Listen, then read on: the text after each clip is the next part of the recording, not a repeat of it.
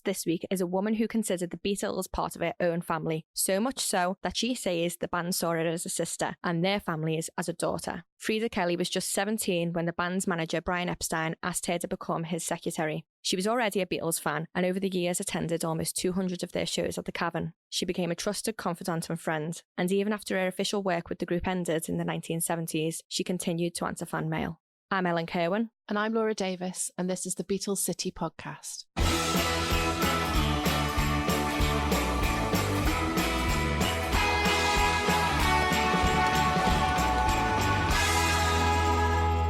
So it was only recently, Ellen, wasn't it, that Freda Kelly started talking about her time with the Beatles? Yes, so she's always been quite secretive over the years. She's had book offer after book offer and she's turned them down. She's always said, it felt wrong selling her memories with them. But recently she decided to do the documentary Good Old Freda. And that was because, what she told us in the episode, it was because she wanted her grandson to have something that he can watch and really know about what her time was like with the Beatles. Obviously, it seems like such a long time ago for her now. So although she mentioned it, she really wanted him to know in depth what happened. And what was she like? She was brilliant. She was such a great speaker. I mean, the things she could tell us about the band, it was things that people would never have heard before. Really behind the scenes, in-depth tales about what happened before the world really knew them. Really, she knew them. And they seem to have had a genuine affection for her. They did. And she mentioned in this episode how they used to drive her home of a night and they were just as close to her dad as they were their own dads. And even afterwards, when the Beatles split up, she would still go around to their family's houses and help them with the fan mail as well, because there'd be some cheeky fans who managed to get their home addresses. So she'd go and pick up the mail and help them sort through it all. So yeah, she really was there throughout it all.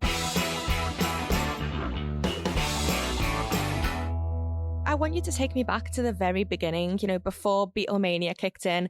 For our listeners who may not have seen the documentary as well, if you were to take them back to the beginning, what was it really like back then before you took up the job? You were a fan first and foremost, is that right? Yeah, I went to the Cavern because I worked in Stanley Street. And the Cavern was only round the corner. And I didn't know that there was lunchtime sessions at the Cavern. I didn't know anything about the Cavern or anything. But there was a lot of young clerks, lads that worked in Prince's Foods. And it was called Simpson, Roberts and Cohen that day. And they told me about it. And then one lunch hour they took me. And I don't know what day it was or what date or anything. But the actual day that I went, my first time at the Cavern, the Beatles were playing. And that was it for me. I, really loved everything I saw and wanted more. And then found out, because you could go and speak to Bob Wooler, who was the DJ in the band room. And, I went in and asked when they were next playing. And because this was a long time ago, I can't remember what I said or anything, this was probably maybe 55 years ago. And then I found out, when they were playing, and then I went as much as I could. And did you ever believe when you were watching them back then as a fan, being so young as you were, and them being really young as well, did you ever think that they would get to the stardom that they did? No, I didn't think they would get to the stardom that they did, and I don't think anybody did. Nobody had that far an insight.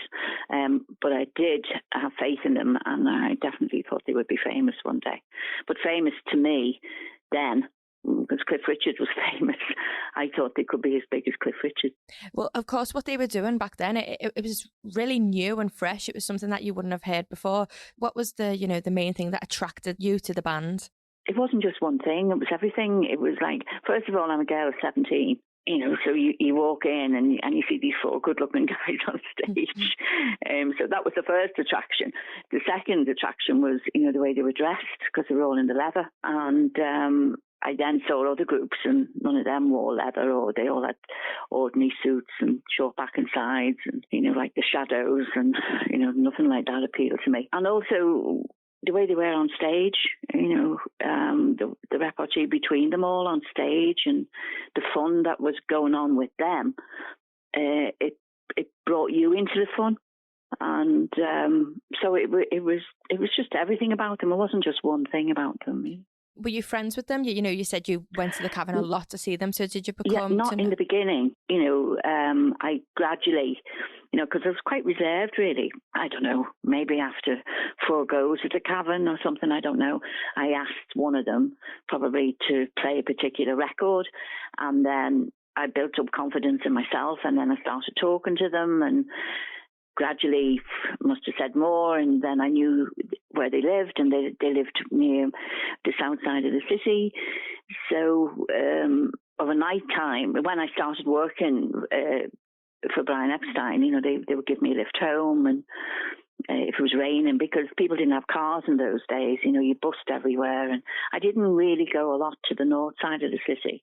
I did occasionally, but I mostly went to St. Barnabas's Hall in Penny Lane. I used to go there on a Saturday night with my friend and see other groups. I didn't just go and see the Beatles. I mean, I followed the Beatles, but I looked at other groups as well. Well, I think that's the thing about you. As the Beatles did get bigger, they started interacting with other people from London, from America, but you were really there from the start, and you were from Liverpool. So I suppose you had a connection quite different to anyone else, especially with the family. Would you say that's right?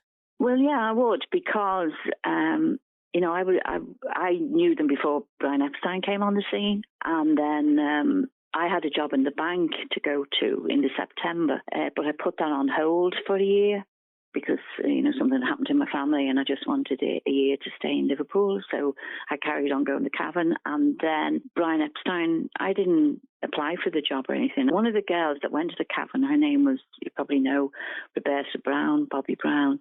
Bobby had started a fan club for the Cavern, for the Beatles, and I offered to help Bobby, because I had secretarial skills, and she worked in a travel agent down by James Street Station at the time.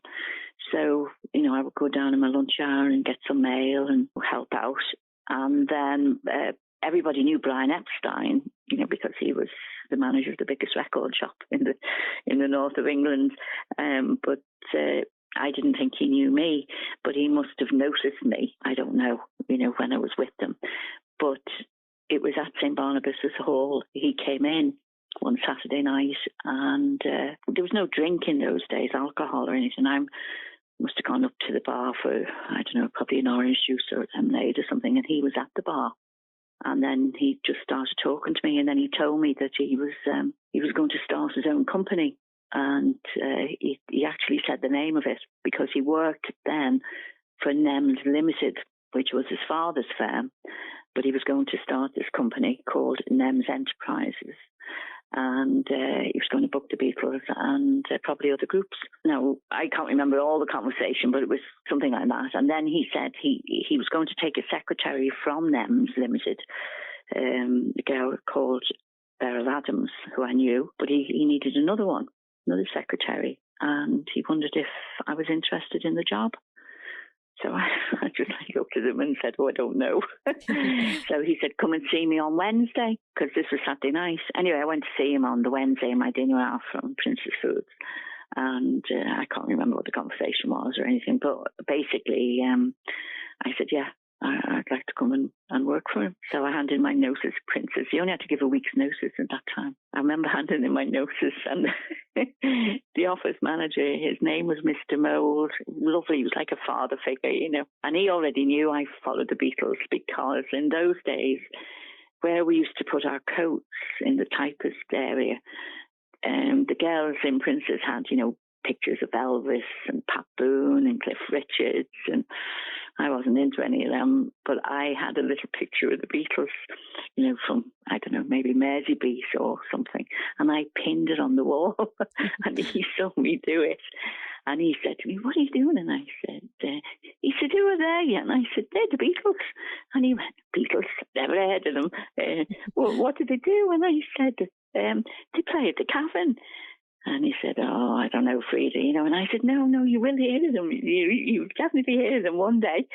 Anyway, when I went in to hand him my notice, I told him, I said, I'm going to work for the Beatles. And he went, what? And I said, yeah, I am, honestly. And then he went, you'll be back within a week. I said, I don't think so. Is it true? But nobody was believing me in Princess. And in those days as well, when you left, you used to bring in cakes, because they had a collection for you when you left. And I remember trying to persuade them that I was leaving, because I kept saying to them, I'm bringing the cakes in on Friday, honestly, I'm bringing the cakes in on Friday. Is it true that that your dad didn't want you to take the job? No, that's true. Oh, yeah. Because like any parent, he wanted security for me, and I'm Irish, and all my relations worked, in the government, like the civil service. My father wanted me to work in the civil service, and his attitude was, secure job, and you get a pension and everything like that. And but when you're 17 years of age, you're not interested in anything like that. Sometimes I think I should have listened to him. I might have a fat pension now. I'm sure the memories are worth it. I knew I'd have to tell him. I'd actually handed in my notice and told Brian Epstein I was going to, go and work for them. And then I thought, I'm going to have to tell, that I'm leaving. Anyway, it comes over that my father was really strict, but he wasn't really. But in those days, when your parents said something, well, especially in our house, it was law. Whatever your father said, it was law, and you didn't go against it, And plus, my father, I know it's not old now, but he was like about 44, 45 when I was born, because, he'd lost 2 wives and he'd lost 2 boys before me, and then I was only a baby when my mother died. So he was, I can see it now, but couldn't see it then. He was like overprotective, very protective of me. And I just remember saying, I was going to, I'm starting a new, I was full of it, I'm starting a new job on Monday, and he went, where? So I tried to make NEMS bigger than it was. I was saying, I'm going to work for NEMS. And he went, what is NEMS? And I said, North End Music Stores. That's what the NEMS stood for. I said, it's the biggest record shop in the north of England, trying to really build it up. And I remember him saying, you're not working behind the counter, are you? I went, no, I'm going to work in the offices. But he did say, as is anything to do with Beatles. So the Beatles. And I remember, I didn't lie. I just remember saying, no, it's a big record shop. And, and where you think you're conning your parents at that age, you're not really. Your parents can suss you out. It's like me. I could suss my kids out, I used to be like saying, hello, I was a teenager once. I know what you're up to. And unknown to me, and which is not in the film, he went down to see Brian Epstein, but didn't tell me. Oh, wow. Until, say, the next day or the 2 days later. And then he just, dropped the bomb. He just said, by the way, he said, that job you're not taking it. And I said, I am. I've handed in my notice. And he went, he said, I've been down to see him. He said, it is to do with the Beatles. And I just sang dumb, And he said, there's no future in that. And I looked at him, but when he sort of had a smile on his face, you knew you were in a bit of a winner. You could maybe, twist it a little bit. So I said, what do you mean? And he went, if you take that job, he said, it'll only last a year. I thought, got you. So I looked at him and I went, well, let me take it for a year. I said, and I used I am only 17, where I was always 17. But this time I decided, look, I'm only 17. If it only lasts a year, I'll be 18. And to sit for the civil service, you had to be 18. So, the government or anything, So I said to him, I promise, when I'm 18, I always remember the words. It was, I will knuckle under. In other words, I'll do as I'm told. So in the end, he consented, thinking it would only last a year. But of course, that year lasted 10, didn't it? Yeah, a full decade. So, when you took the job, did you treat it as, just any other job, or did you have to pinch yourself? Because, you were really the envy of a lot of teenage Beatles fans at that time. Yeah, but you don't think that at the time, or I didn't think it at the time. Yeah.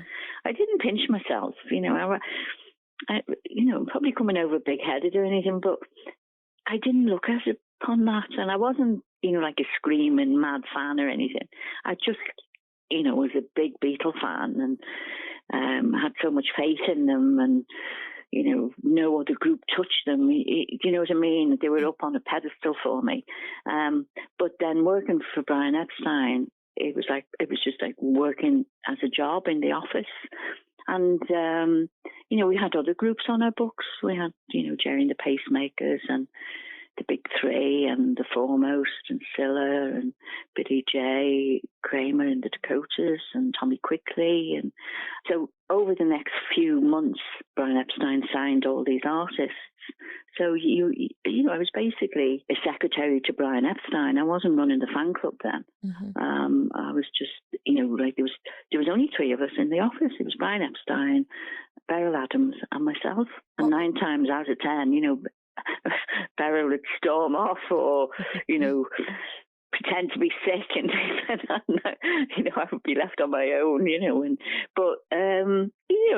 it was a job. It was but I didn't have this thing of like pinching myself or anything. Mm-hmm. Because the Beatles then, they didn't have, Love Me Do wasn't out when I first went to work for them. Love Me Do came out in the October and in 62, and I started, I think it was around July 62. And what was sort of an average day for you in the office, or was there not really such thing as an average day? Well, no, I'd done the basics, like we say out of the 2 of us, Beryl and I, because I was a lot younger, I was, we say, the junior secretary or the girl Friday, or it was like somebody had to go to the bank. I went to the bank, go to the post office to get stamps. It was me. I kept his diary. When I typed contracts, I typed the wages. I just done what Beryl done, and it was like a dictaphone, a tape. He would give you a tape. I didn't do shorthand, although I could do a bit, but I wasn't very good at it because I didn't like it. So I just done general office work, but it was just the 3 of us. And then sometimes NEMS used to close on a Wednesday afternoon, and we were on the 2nd floor of NEMS. So we were given the keys to the shop, so I would have to open up the shop and then lock it again and to go up to work, because the phones, there's no mobile phones or anything like that. The switchboard in NEMS Limited were, you probably wouldn't know, I don't know how old you are, but like plugs and wires and everything. So I had to learn that. So on the Wednesday afternoon, I would go on the switchboard down in NEMS Limited. Any calls that came in for Epi, I could take them and put them through to him or put them on hold. So it was generally just general office work, Yeah. So when you did start managing the fan club, is it true that you gave out your home address? Yeah. Yeah. Oh, and when did you decide that was a bad idea? My father went berserk. Well, what it was Bobby then got a boyfriend, and of course she was doing it all voluntary. We were all, all there, but I don't know when it was. Maybe it was towards the end of 62. But she decided that she didn't want to do it anymore. I don't know if she came into Brian Epstein. I know I didn't tell him that she wanted to pack up. But anyway, she must have either come in or seen him or something. And then he said to me, right, you've been helping her. You can take over the fan club. I nearly died. I thought, God, I wouldn't know where to start, I mean, I knew roughly what Bobby had been doing, but running a fan club, that was another ball game altogether. So I actually learned as I went along. But what was good with me, and then again, it's probably been big-headed, but I was a Beatles fan, and I used to put myself in their shoes. I would think, well, if I wrote to the Beatles, what would I want? Or so I used to do my best to fill all the requests. And how many letters did you end up getting to your home address? Your poor dad. Well, no, what happened was, like in the beginning, we weren't getting a lot, because Please Please Me hadn't been released. We were getting quite a bit, but nothing like what eventually happened. So I just put my home address out, because Bobby had given her home address out, and I thought, so, well, it'll gradually build up. But then in those days, when you got a telephone bill, there was like blue on the envelope to say, here's your bill. And then if you didn't pay it, I think it was something like 3 weeks, or if you didn't pay it within a month probably, they sent you a reminder which was red. And if you didn't pay that within a certain time, they cut you off. So, of course, my father's mail, Pearson mail, was stuck in the fan mail. So he was getting the red letters before he was getting the blue letters. Oh, no. So you can imagine, sort this out, madam. So in the end, we had a PO box. Did you have any run-ins with the fans yourself? What was probably the most, bizarre request you had from a fan? One of the requests was hair, and when I was getting people asking me for their hair, I just blanked it. I didn't do anything about it. But then I started thinking, well, people then wore lockets, like gold lockets around their neck, and they'd have a little piece of hair, say, your first baby is curl, they'd put in the lockers or whatever. And of course, I used to make the appointments for their hair to the hairdressers, to Home Brothers. And in the end, I don't know, say the appointment was for two Beatles, let's say George and Paul. I can't remember the guy's name. I can see his face, dark-haired guy. I remember going over to him, and I actually made the appointment verbally, but I said, could I come with them and stay while I got the haircut? So he said, yeah, he didn't have a problem, Anyway, when they went over, I went with them. And then we'll say when he cut George's hair, he went to get the sweeping brush or something, and I said, can I have that? He looked at me as if I had two heads. And he went, what? And I said, so I put in an envelope. And I actually got George to sign the envelope so, I wouldn't get mixed up. Yeah. And then when I went back to work, and when I got a chance to do the fan mail, because I was still doing Eppie's work in the day, if somebody'd asked me for some George's hair, or Paul's or John's, I'd say, we're enclosing a bit of Paul's hair for you, So I used to do that. That's incredible. Did you ever used to get people dropping off gifts? Yeah, we had the fan club had moved to London at one point. Yeah. So I stayed up north. But when the gifts came in, but I went to the parents' houses all the time. I went to Ringo's house every Wednesday for years. Even when they moved, I carried on going up to the new house. I went to John's house once a month to help Mimi, because they got mail to their own houses. So I wouldn't do that. That was like their responsibility or their parents' responsibility. But I would help the parents. So I would go to Ringo's house because, his mum asked me to help her. Mm-hmm. So I ended up going every Wednesday there. Now, the Harrisons were very good. Louise Harrison, George's mum, was excellent. She answered all the letters. But I would go, not every week, but the odd Saturday, I would go and I would bring, because they relied on me for stationery, like envelopes and compliment slips and hand out photographs. And I would take the post from them and post it in the office.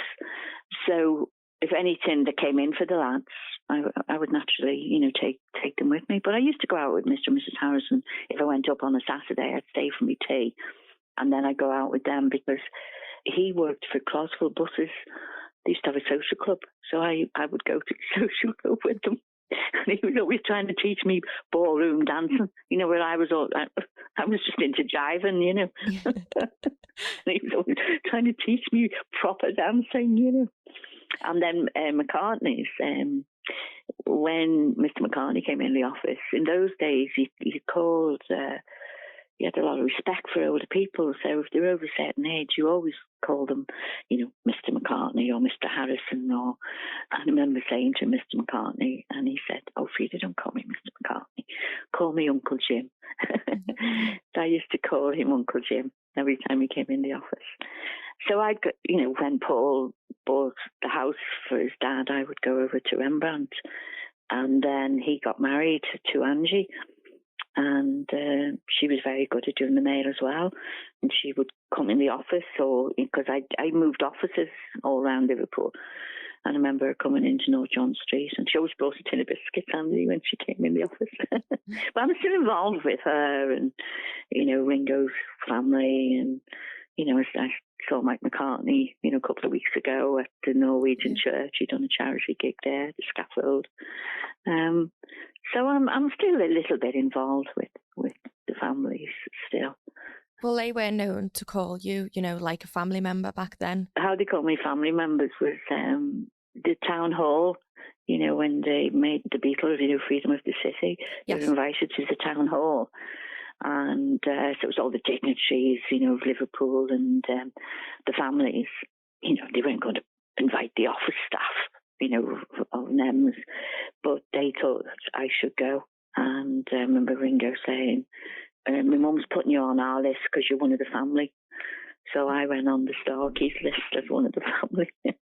That's how I got there. Wow. At what point did you know? Was there a turning point when you just knew that they really had gone global and, worldwide? It was them. Yeah. It was the civic reception, because when you're working in the office and, where they're coming in and out, because, they would come in and out a lot into Whitechapel and Moorfields. They hadn't moved to London then. Because, you've known them for 2 years and you still treat them the same as you treated them in 1962, although you knew they were, number one in the charts. But because I didn't, I wasn't a road manager, so I didn't see the madness. People think you see all these shots of people screaming at the Beatles and everything like that. Liverpool didn't. The Cavern people didn't. And they were walking around Liverpool in 1963. Because I remember some of my friends, and I'd be sent to the post office or the bank. I'd see, say, 2 of my friends wandering around Liverpool, and Cavernites always knew who fancied who. So if I saw, we'll say, a friend called Diane, I knew she fancied John. And I'd say to her, oh, John's in the office, or John's coming in later on. So she could be in them's shop when he came down the lift and she could talk to him, but nobody screamed or hysterics. And it wasn't until I went to the town hall when those doors opened and the noise from the crowd was unbelievable. Even to this day, I can hear it. And I thought, my God, what's going on? And then when they went on the balcony and I looked out from the side of a window on Castle Street, and you could see a little bit corner of Dale Street. It was chock. It was just full. And that's when the penny dropped at me. I realised how famous they were, or how big they were. Because I hadn't really, you knew they were famous, but it hadn't really, maybe I was vulnerable or naive or what. It hadn't really dawned on me, I hadn't seen all this until that day. And it was the town hall that done it for me. I thought, oh my God, they are famous. So they were out. But I thought they were famous when I first saw them on the Empire. I was so made up they were on the Empire. Because, they played at the Cavern and they were playing, in different halls and everything. And then Eppie got them this spot on the Empire. And then he took me. He took me and Beryl. And in those days, you could go in a box. If you were posh, you went in a box. And Eppie booked a box for the 3 of us. I just wanted to cry because they were on stage at the Empire. To me, they'd made it then. Mm-hmm. They were big then, and I thought, I can't believe they're on the Empire. So they were out touring. They were, playing shows across Europe. And did they ever change when you would come back and you'd see them, after months or however long? Would you ever notice any difference? Well, I suppose people change, but I didn't see them in that. Well, I did see them when I went, because the firm was based in London then, and I didn't go to London. My father wouldn't let me go to London, but I did go down in the beginning every 6 weeks. He would let me do that. I would go down on a Friday, and work in the offices, in Argyle Street.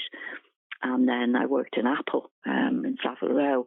But I would just go in on the Friday and then stay overnight on the Friday night with Liverpool girlfriends, because they'd all moved to London. Like, one of my best friends was receptionist in Nems Enterprises, and she moved to London with them, and I would stay with Laurie, or I would stay with a girl called Pat Davis, who used to go out with Ringo, because she lived in, I always remember her address, 26A Abbey Road. Now I'm still friendly with Pat. She's in LA, and we keep in contact and everything. And Ringo, then he lived in Montague Square, and then he also got a house in Hampstead. So I stayed sometimes with him because I was friendly with his wife, Mo. I knew her before they got married. Like, I'm really all the early days of the Beatles. Yeah. So when the Flower Power and all of that, sometimes I'd see them, sometimes I wouldn't, depending on who was in the office when I went down. I mean, I saw them at do's, premieres and Christmas parties and when they came home. But naturally, when the firm moved to London, I didn't see them as much as when we were based in Liverpool. And what were they like really in the early days behind closed doors? How would you sort of describe them as a group together? What I tried to get over in the film is like, they're normal human beings. They have their ups and downs like everybody else. And sometimes, like anybody, sometimes you're happy one day and other days you're quiet in the corner and somebody will say to you, "What's up with you?" And you go, "Oh, I got out of bed the wrong side," So I didn't treat them like I wouldn't treat anybody else, Have you got like a sort of a memory that you'll always hold dear, a fond memory from around those times? Not just one, I've got loads. You've got loads. What's your favourite? Have you got one that you can pick up off the top of your head? I don't know, really. I mean, I suppose, like, for me, with the four of them was, I loved, when they were on the Empire or a theatre in Manchester, I would go and I always went backstage. They didn't have green rooms in those days. It was just a room backstage. And I would always go because Neil Aspinall, who was their road manager, we used to call him Nell. I'd tell Nell that I was coming because I had things to give them or I wanted them to sign. And I would go backstage and I'd wait till all the people had left the room and then I'd go in and it would just be me and them. And they'd be talking to each other and, they'd probably getting changed and things like that. And I would be there saying, "Oh, can you sign this? Can you sign that?" I was probably a bit of a pest to them because I always wanted them to do things. So I liked that side of it because it was just me and them at the time. Or I loved the town hall thing because I then realised not how important my job was, but how lucky I was, to have the job. Mm-hmm. And I was getting paid for it. Other girls would have done it for nothing. Yeah. And also, when I went to Apple, when I got down to Apple and George be in the office or Richie be in the office. I mean, I saw Richie a couple of years ago and it was like just seeing him a couple of months ago. I hadn't seen him for years, but he made the point of wanting to see me and he saw me before anybody else. And when he came into the room, I was just sitting there, with my partner and his secretary from England. And he bounced in and it was like, "Freda, where are you, Free? Where are you, Free?" And I went, "I'm here." And he went, "You're hiding from me?" And I went, "No."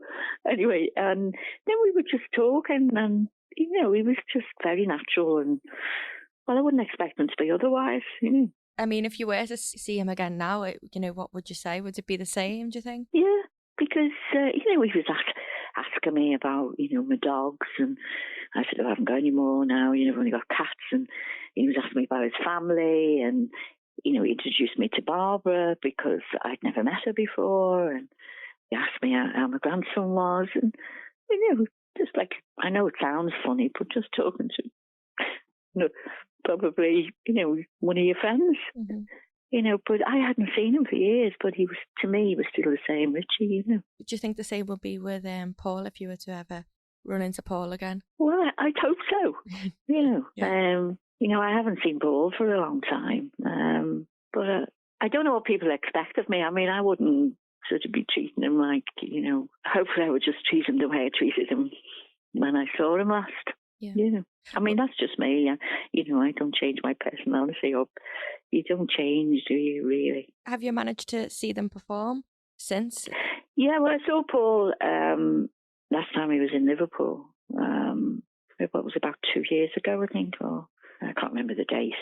And normally, over the years, I've never asked for tickets or anything. I've never done anything, But this particular time, I won't go into details, but somebody had paid an awful lot of money for tickets.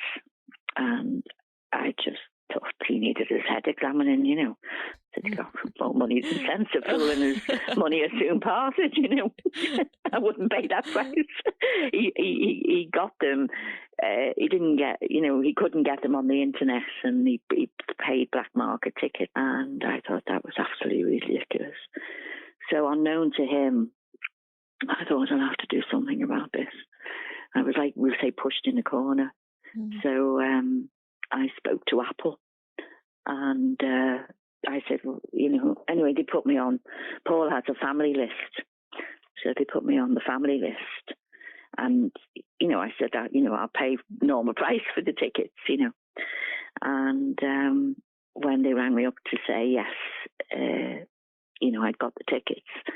I had told them the price. I think the price was 70 and 80 and £136 or something for the top ticket. And I said to Jonathan at Apple, well, they're the prices. And he said, oh, Freda, Paul only deals with the top price. And I said, oh, all right, then I'll pay 136 this time. And when they came through to say, you're on Paul's list or something. So I had my credit card ready, and I said to Jonathan, okay, I owe you, how much do I owe you? And he went, Freda, Paul went down the list to check who was on the list, and he saw your name, and he knows you've never asked for tickets before. So he said, give her 4 tickets, VIP tickets, and passes to get backstage. Oh, that's brilliant. So he done that for me, yeah. I've never done it over the years, because when I left. I mean, I did go, when Wings first came out, on the Royal Course. I saw them there, and I saw them down at the dock, but I haven't gone to all the concerts, because, I'm a Beatles fan, and I know I probably shouldn't be saying this, because you're going to edit this anyway, aren't you? Yes. Don't get me wrong. When I saw Paul, I mean, I thought he was amazing, for 3 hours, his age and everything. And he's not like all these other groups, they've all got the water on the stage. And I know the Beatles only used to play, say 20 minutes or whatever, but Paul done 3 solid hours and a lot of Beatles songs and everything. And I thought it was, good. But when he does Beatles songs, I'm looking for the other 3 for the harmonising. I know he's got a group, and I know the group is excellent, and I know he's had them for something like 10 years. I don't know.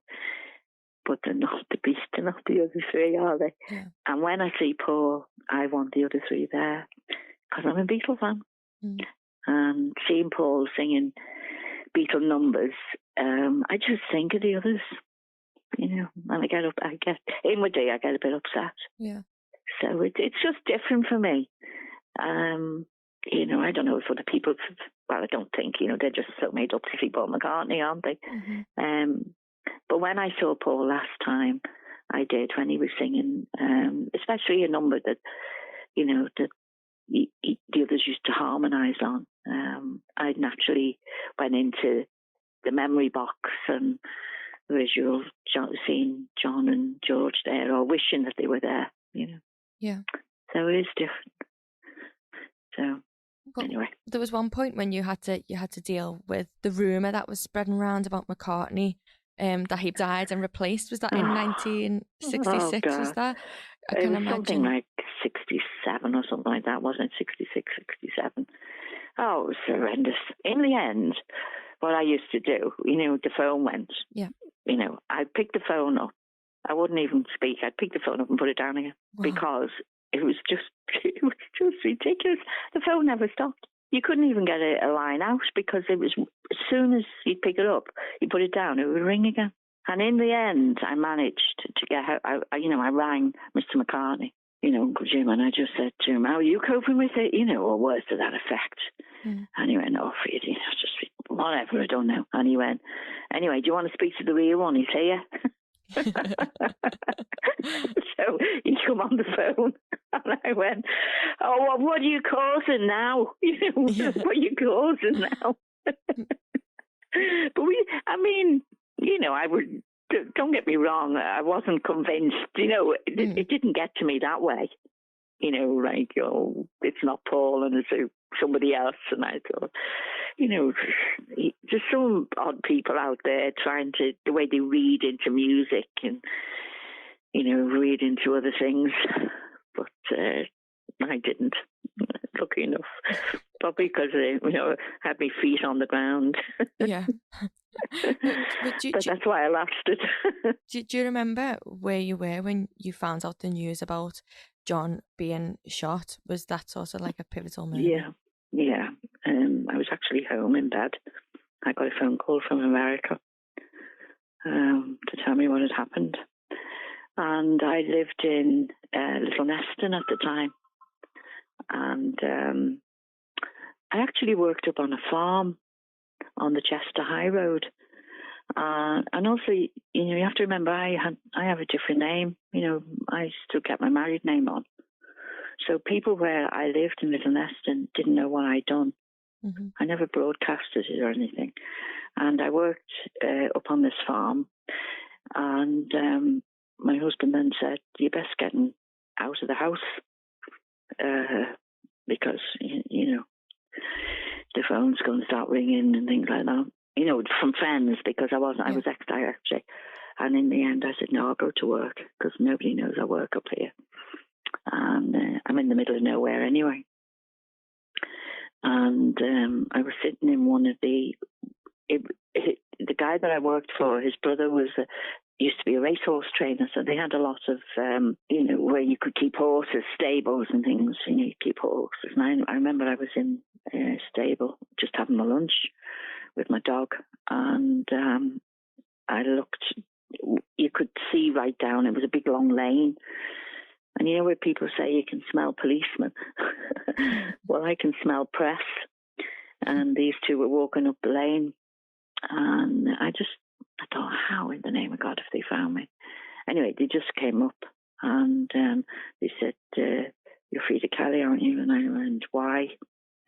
Anyway, I can't remember the whole conversation, but it was basically, could you come over to Liverpool with us and can you show us, where he was born and his school? And I just looked at him and my mouth dropped. I said, I think you better go back to Liverpool and ask somebody else to do it. I said, I don't want to even talk about it. I said, this man has died. I need to adjust to this. I said, please, just leave me alone and go away. So I just sent them packing, because it was such a shock to everybody. Yeah. You need time. Well, I do when something drastic happens. I need time on my own to basically adjust to it and, get used to what has gone on, Yeah. So, no, I can stall the press if I want to. You smell them out and run away from them. Well, I just, Yeah. Have you kept any memorabilia back from the heydays? Naturally, all the records and the autographs and the fan club records and everything, I gave them all away over a period of time. But things I kept, which probably, I kept a few paper cuttings, and one thing I did keep was my autograph book, because they did sign autographs to me. And because when the firm was moving to London, I thought, I better get their autographs to me. So it was George. George got them for me because he knew, I would be embarrassed asking them. So I had put my autograph book in among other autographs. And when George was signing the books, and when he came to mine, he must have smelled a rat, and he said, who's this to? I said, just sign your name. And he went, no, I'll put the girl's name. And I said, no, just sign your name. He looked at the front of the book and saw my name on it. And he went, is this yours? Or, words to that effect. I went, yeah, I just want your autograph because you're moving to London and I'm not going. And he started laughing and he would put it in his pocket. And I went, what do you do with my autograph book? And he went, I'll get the others for you free. So they all wrote personal messages, So I've kept that. I'll give that to my grandson. Oh, that's lovely. Do you share many stories with your grandson often? No, not really. That's why I've done the DVD. Only for him, I wouldn't have done it. So he's got that, for later on in life. What I did keep before he was born and, when I left the fan club and everything, I kept all the Beatle monthlies because naturally I wrote in the Beatle monthlies. And I thought, well, if my kids ever have grandchildren, well, the grandchildren can read the Beatle monthlies and see what their grandmother done in their day. But, now I did agree to do the DVD, so Niall doesn't know what his grandmother done. Yeah. Because it was my daughter. She said, Mum, you have to do something. You don't write anything down. And, this was years ago. And I went, well, I'm good at talking. I'm Irish and good at talking. And she said, well, put in the tape. Because Niall, I think you're the granny with the grey hair and the two cats in the corner. And I said, well, I am. Okay, the hair's died, but I am great, Rachel, laughing. And then I went, oh, all right then. I'll tell Niall about it. And that's how the documentary was made. Well, thank you very much for taking... Okay, I better go.